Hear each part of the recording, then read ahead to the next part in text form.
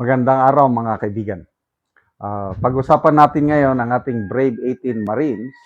Medyo may bad news po na pag-usapan natin. Sandali May nalagas sa kanila. I think apat ata na. No? But anyway, bigyan ko lang kayo ng update sa ating fund drive sa Brave 18 Marines.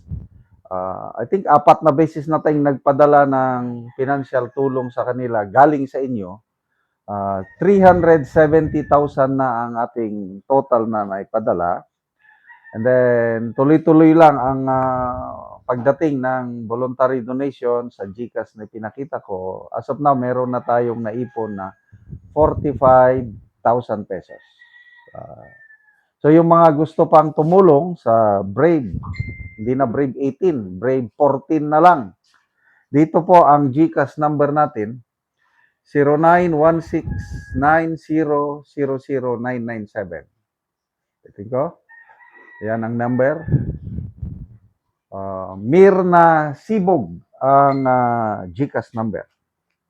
So ito, may post ang GMA News. Sabi dito, exclusive. Binawi ng ilan sa mga nagpakilalang dating bodyguard ni Saldico ang nauna nilang pahayag na naghatid sila umano ng mali-malitang pera kina Pangulong Bongbong Marcos, dating House Speaker Martin Romualdez at iba pa. Mababasa rito ang mga affidavit na nagsasaad sa kanilang pagbawi. Patuloy na kumukuha ang GMA News ng reaksyon mula sa Ombudsman at kay Attorney Levi Baligod na naunang nagpakilala sa grupo ng mga sundalo. So, nakapost dito ang mga affidavits. I don't know kung ilan sila. Hindi ko alam Ilan ba dito? 1, 2. I'm not sure kung ilan sila na bumawi ng kanilang affidavits. Ay, 4. Ito. 4 Basahin ko yung 4 ex-bodyguard recant statements versus Marcos Romualdez ko. 4 of the men who identified themselves as former bodyguards have signed affidavits recanting binabawi their allegations in previous sworn statements against President Marcos Jr., former Speaker, later Representative Romualdez, and other personalities.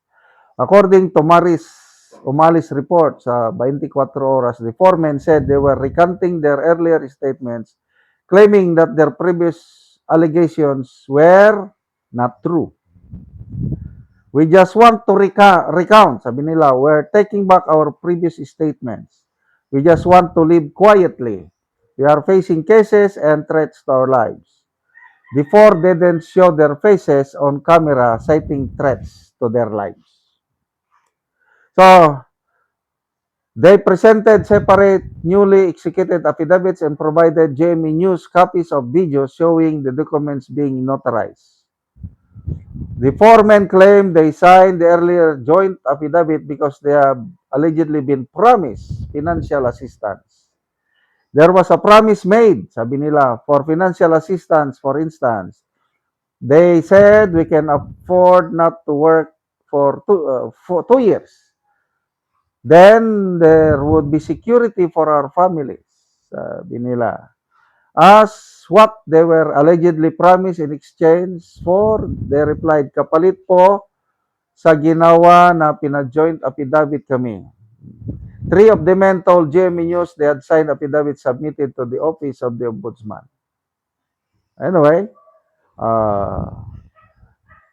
tinanong ko, to be sure, tinanong ko sa isa sa Brave 18, yung leader nila, but hindi ko nabanggitin ang pangalan. Totoo ba na binawi ng testimonya yung 4? Ang sagot niya, yes sir, totoo. Nabayaran sila ng malaki.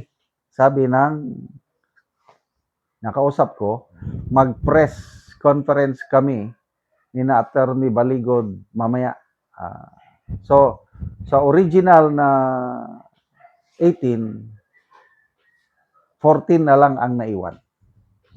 Ako, nag-expect na ako na darating pa ng ganitong mangyari. Kagaya yung nangyari kay Orly Gutesa.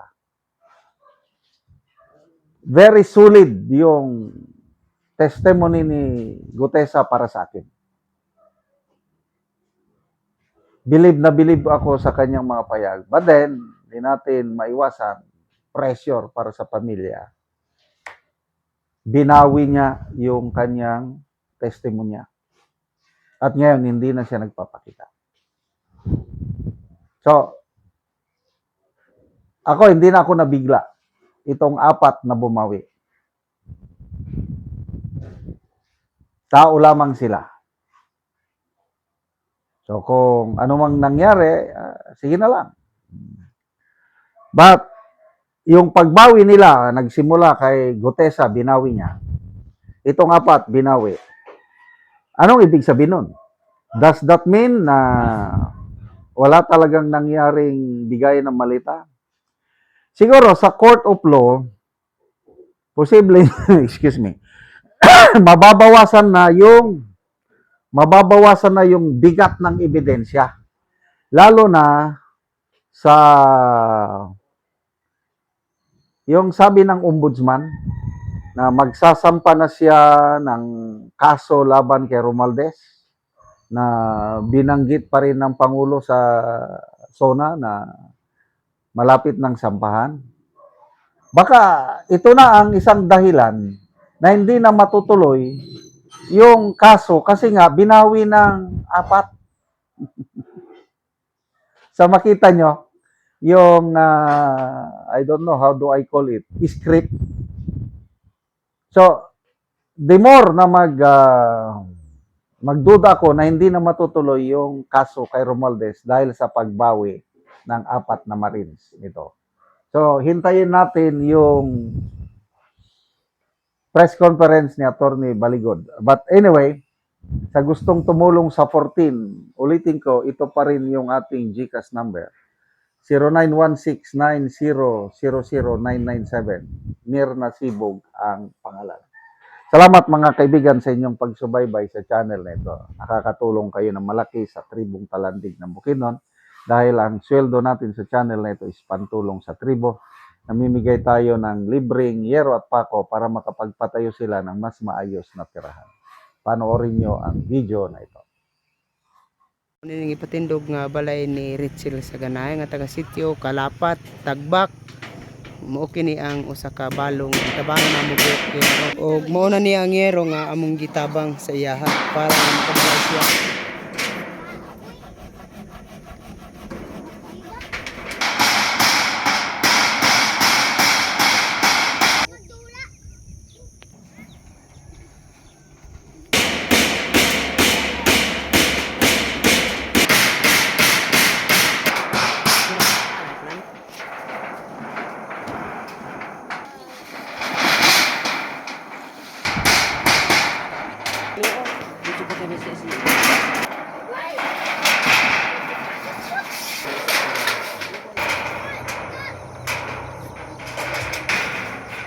Og karon humanagid sa pag-atop ang ginatabang nga yero kang Richel tanawa atopan na gid ang iyang ipatindog nga balay. So nagpatabang lang ni siya sa iyang uyuan kay usa ni siya ka balo.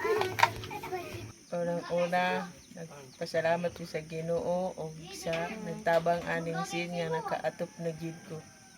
So kinsay nagpatindog aning balay? Gitabangan na ko sa akong uyuan kay wala namang hibana. Wala na kay bana. So pila na ka tuig nga nabalo na ka? 5 pa mga kabulan. 5 pa ka bulan. So wala gid kay kaugalingon nga balay, nakigpuyo lang ka sa imong inahan. Wala. So nakigpuyo lang ka sa imong inahan karon. Oh, So karon pa gid ka nakabalay. karon pa. So nagpatabang lang ka sa pagpanday ani pagpatindog sa balay. Patabang lang ko sa akong uyuan. Unta nga pagpadayon pa ni nga tabang aron daghan pa matabangan. Salamat kaayo.